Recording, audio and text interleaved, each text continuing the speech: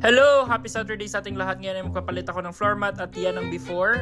At tingnan natin mamaya kung gaano kaganda ang kalalabasan ng ating makeover ng ating kwarto. Kaso na nga pala namin sa aming school at malapit na nga mag New Year, kaya nakapag-decide ako na bago ako umalis dito sa Bangkok ay maglilinis muna ako at ipaplaster ko muna ang lahat ng mga gamit.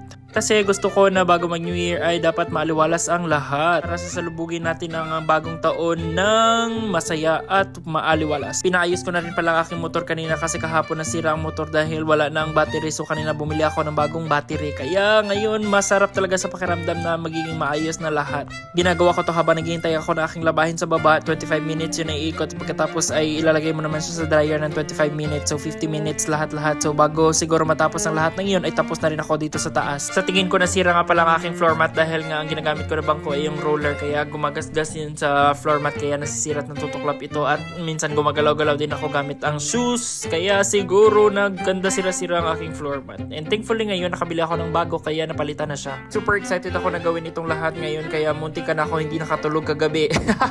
Biro lang, pero ganun talaga kapag may gusto kang gawin, hindi yun talaga yun matanggal sa iyong isip, nga kailangan mong gawin para matanggal yun at maginhawa ang iyong pag-iisip. Minap ko na nga ito para mawala yung umbok-umbok kasi hindi magandang tingnan, para mawala yung hangin sa loob at sa ilalim ng floor mat. At nagmap na rin ako sa labas para maaliwalas at malinis talaga ang buong kwarto, para mas masarap talaga magpahinga kapag makikita mong iyong palibot ay napakalinis. At yan na, tapos na ako. Ito na ang kinalabasan ng bagong floor mat. No, ganun pa rin naman. Thank you so much for watching!